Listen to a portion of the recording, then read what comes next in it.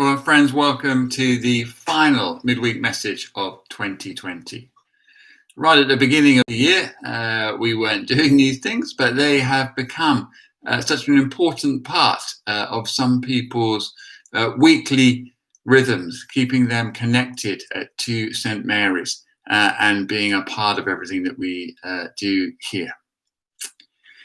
Now, this year has challenged us in so many unexpected ways, hasn't it? But I just want to say that I've been so proud, in the very best sense of that word, of how we at St. Mary's have reacted to all these challenges.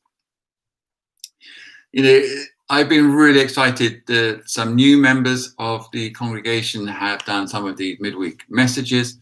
I've been really delighted to see hidden gifts drawn out of people and offered to the wider community as a huge blessing. I've been immensely grateful for the hugely talented staff team that we have here at St. Mary's, for a supportive and united PCC, and I've been massively grateful for all of you for staying so close to St. Mary's when we've been apart for so long. Now, we have together over the last few months learned how to put services online. All of us have navigated and either loved or loathed Zoom, which I'd actually never heard of until the beginning of the first lockdown back in March. Maybe we've realized the precious nature of so many things we might have started to take for granted. Just the ability to gather, to worship together, to socialize, to have coffees, even just to be able to hug our friends and family. And I think it would be fair to say that this year we've been at times winging it, and we haven't always got it right.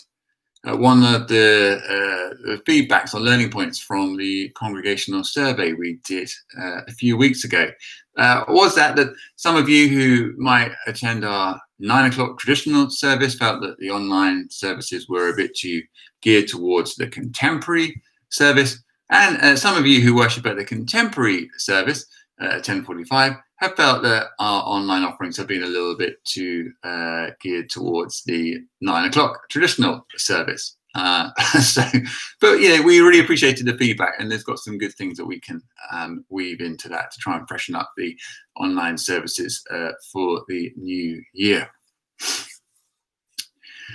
Now, even though we end the year in Tier 4, I want to remind us all that brighter days are on their way. In the not too distant future, at some point next year, we will gather again in our two different styles of worship. One day, this pandemic will be a part of history. We will remember it when we are at dinner parties and recall the days, the nightmare days of attempting to homeschool, of being obsessive about hand washing, of realizing that actually, hand cream, men can use that as well, and of realizing that God was at work the whole time, even though it was difficult to spot in the middle of it all. And I don't know about you, but at the weekend, when the latest announcements came about Christmas, I felt profoundly sad.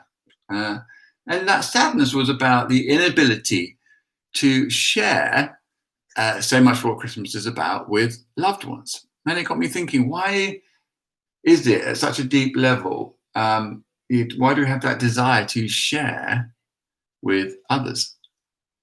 And I realized that at the heart of Christmas is the power of and the desire for relationship. Jesus came and moved into the neighborhood, as the Message translation puts those opening verses of John's Gospel.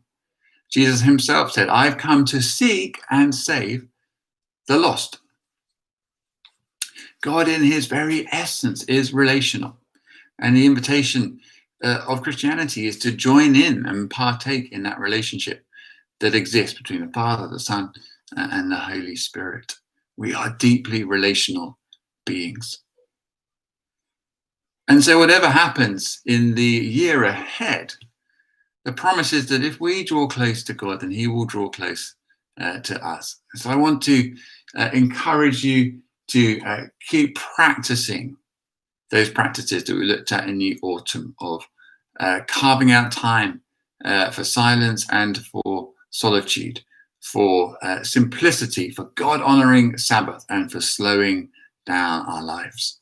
When we do that, then we can approach the year ahead with confidence, without worry, but with Jesus by our side. So I just want to end by saying we love being here in West Horsley. There is nowhere in the world that we would rather be. We are so thankful to God for all of you. And Louise and I count you all as friends.